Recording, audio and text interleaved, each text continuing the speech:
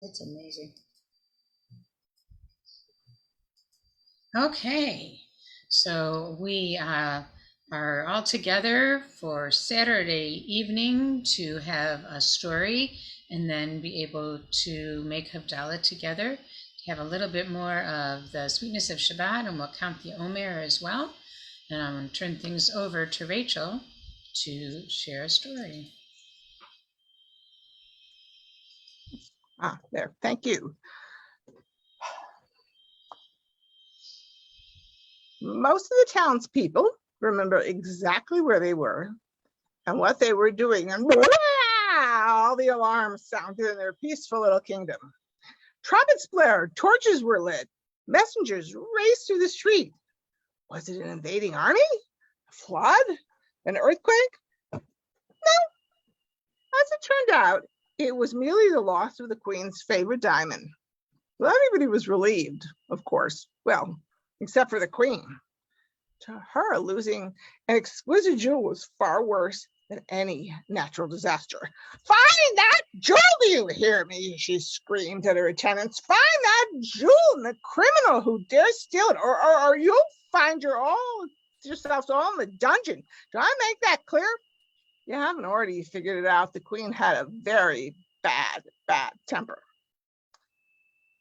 But your Highness, said her Chamberlain, Moist Gracious Majesty, it wasn't stolen, it was just misplaced.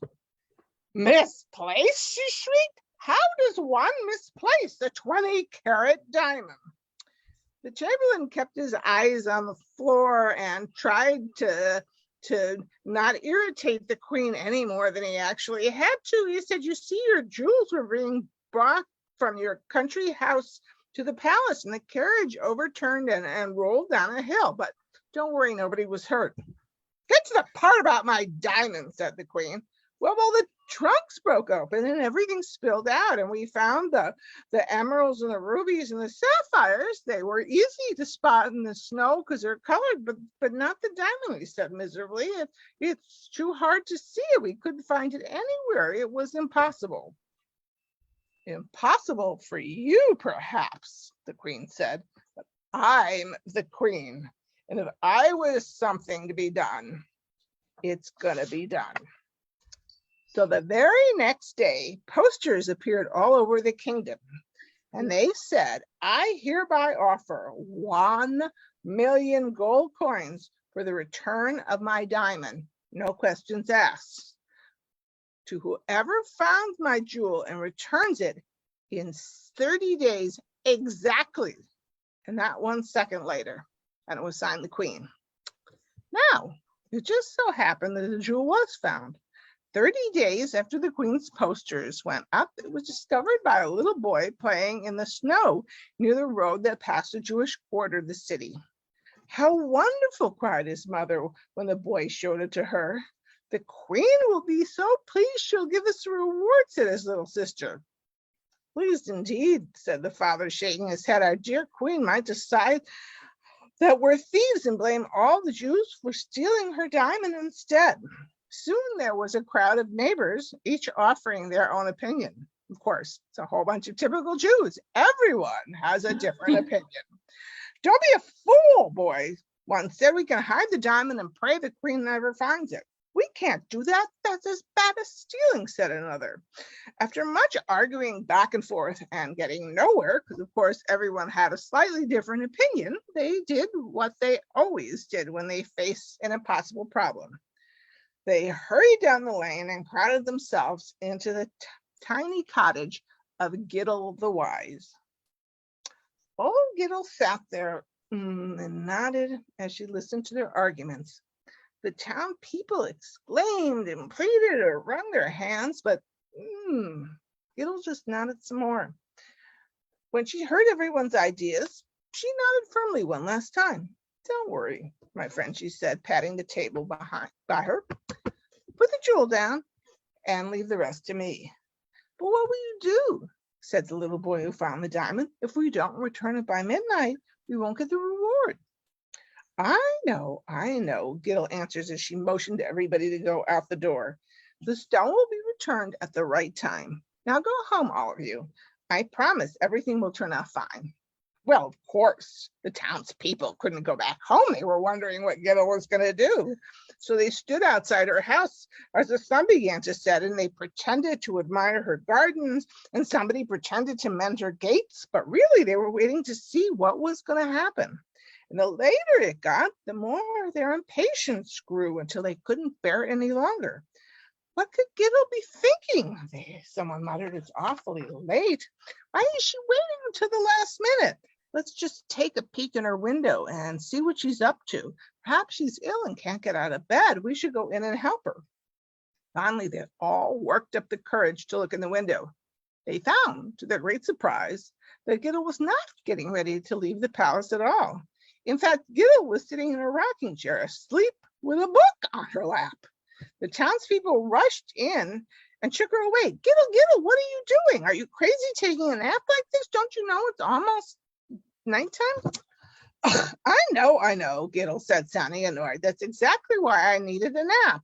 If I'm going to stay up late tonight, I don't want to be tired. Having a nap makes sense, don't you think? Now, please go home. But of course, once again, the town people didn't go home. They stayed right there, shuffling their feet impatiently as Giddle stirred some soup on the stove. And they stared as the clock tick, tick, ticked away while she carefully ate her meal. They sighed when she took off her apron, put on her shoes, found a fresh shawl, wrapped her hair up so that it wouldn't be okay, and she wrapped up the diamond in a handkerchief and put it in her pocket. And then she started out on the long stroll towards the palace. Just outside the palace gate, she paused and looked up at the clock tower. She didn't rush ahead, even when the bells began to toll. 1, 2, 3, 4, 5, 6, 7 times. Gong! That was 8. The townspeople stared at her with their mouths open. Gong! That was 9. Giddle, they yelled. Run, run, run! Gong! That was 10. Oh no, she can't possibly make it on time. Gong! That was 11. It's too late. And there was a silence that seemed to last forever when then gong! That was midnight. And finally, Giddle entered the palace gates. Now, inside the castle, the queen too had been listening for their bells. The ringing filled her with despair because no one would ever bring her back her beloved diamond. Just as the echo of the last ring died away, there was a murmuring at her door. The chamberlain stepped aside, and Giddle entered the queen's chamber holding out the diamond. Oh, what joy! What ecstasy!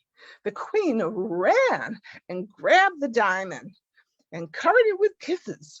At last, she caught her breath and sort of noticed that Giddle was standing there. You there! I bet you're expecting that reward, aren't you? Said the queen. Well, old woman, you were too late. You didn't return my gemstone on the 30th day. The queen was rubbing the diamond because, she's so thrilled to have it back. Rules are rules, said the queen. You're quite right about that, Giddle said mildly. Rules are rules. In fact, that's why I returned your diamond. My people, the Jews, have an important rule. Do not steal. And it would have been stealing to keep your jewel, which one of us found.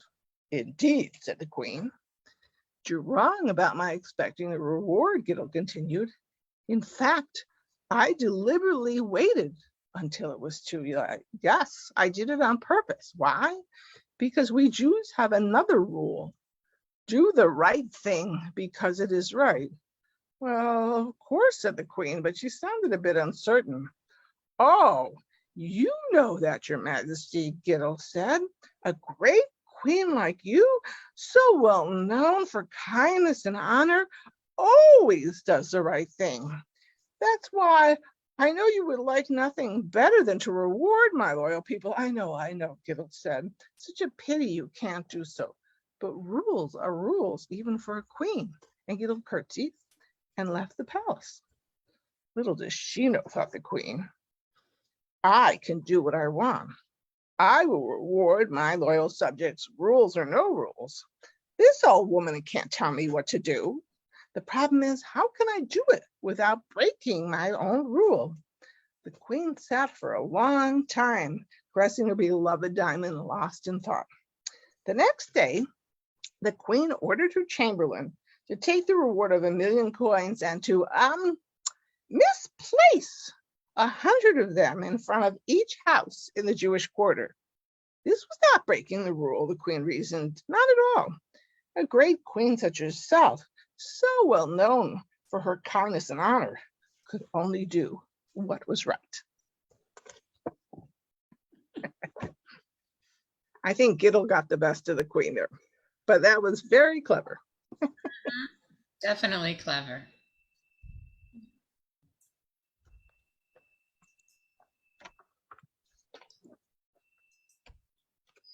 So as we move on from the story, I wanted to share a reading from Accounting Omer, the book by Rabbi Karen Kadar for Imagination, which was the theme for the last week, which of course is ending with Havdalah, and then we'll move into the next one. And I thought this was a cool piece that she wrote, Rabbi Kadar, called Imagination. Within me a well deep, filled with cool, abundant water. God, sweet muse of love and loveliness, turn my thoughts toward you, that my eyes may see and my heart may know, and my mind may remember that there is beauty in my dreams. Beyond me a vision, a clear yet winding way. Invisible God, eternal God, God of holiness and wonder, awaken my spirit so that I may envision and behold and make real a universe of light. In the palm of my hand, all things possible. I can put this palm up. How's that? So I wanted to share that before we go into Havdalah, and then after Havdalah, we'll do the counting of the Omer and move into the next theme. So I'm going to share the blessings for Havdalah.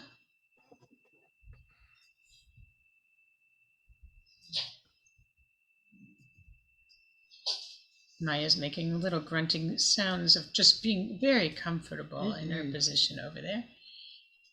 You can't hear them, but they're very satisfied sounds.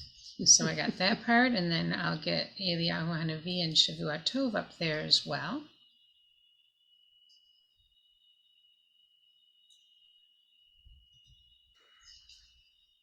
I really should put the Havdalah blessing, but we know that one pretty well already, so let's see.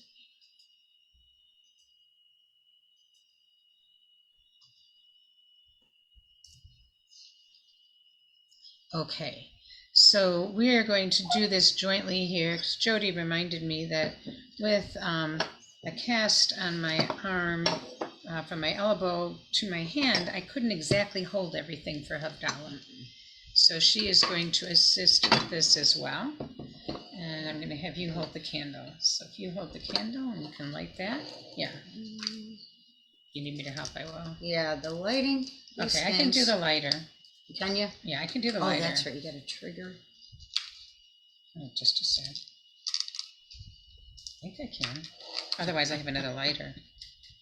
I have a terrible time. Use a match. Oh, there we go. Okay. Okay. So hopefully you're lighting your candles as well. You're good. Okay. That way you can see the candle, and I'll hold the wine. Ya la la la la la la la, ya la la la la la la la, ya la la la la la, ya la la la la la la, ya la la la la la la la, ya la la la la la la la, ya la la la la la la la la la la la. Baruch atah Adonai Eloheinu melech haolam borei peri hagafen borei peri hagafen.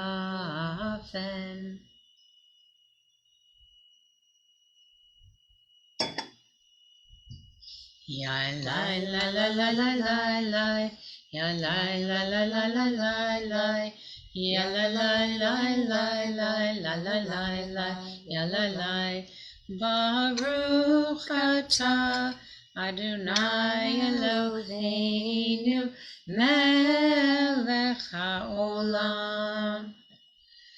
Borei minei v'samim. Borei minei v'samim. Take another moment to savor the sweetness of Shabbat. Oh, that's nice. And the aroma from the spices. And onto the candle. Ya la la la la la la la. Ya la la la la la la la. Ya la la la la la. Ya la la la la la la. Baruch atah Adonai Eloheinu melech haolam. Borei me'orei ha'esh. Borei me'orei ha'esh. Ya la la la la la la la. Ya la la la la la la la. Ya la la la la la la la la la. Ya la la. Baruch atah Adonai Eloheinu melech haolam. Hamavdil ben kodesh lechol, ben or lechoshech, ben yom hashvi'i lesheshet yemei hamaseh. Baruch atah Adonai Hamavdil ben kodesh lechol. Take another moment, and then when you're ready, we put our candles out in the wine or juice. So I'll just flip it over into it. Okay. Just set it on that. There we go.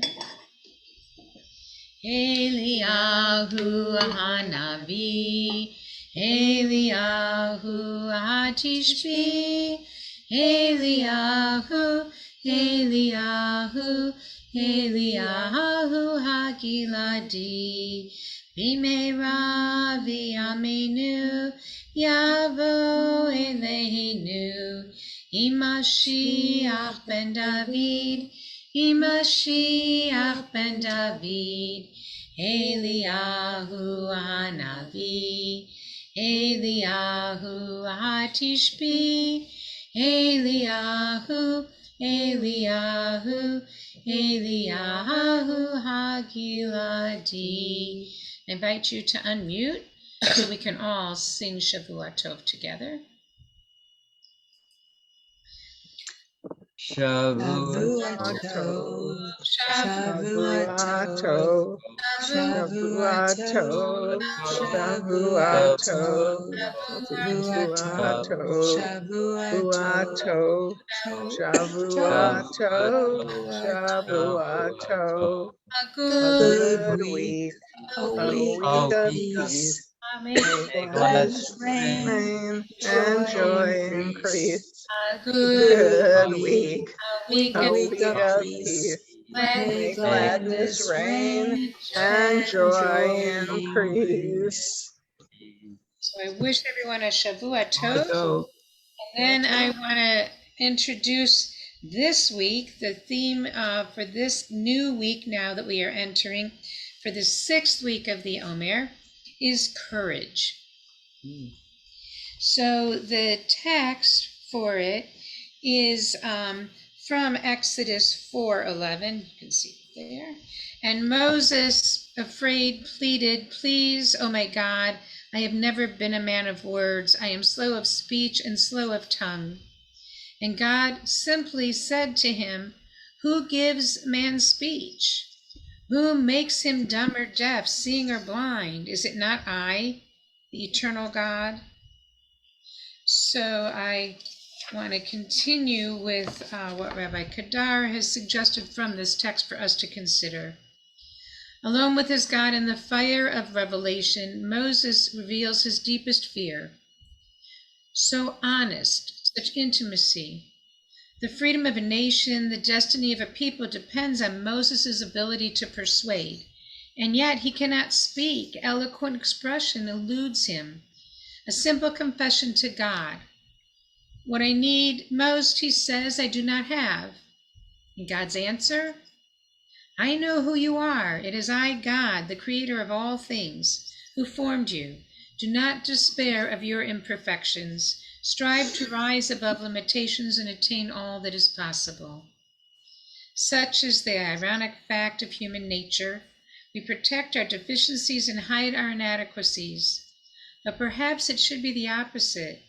Perhaps we should cherish our gifts and protect our gifts, cherishing the good within us, and reveal our doubts, asking for help and support.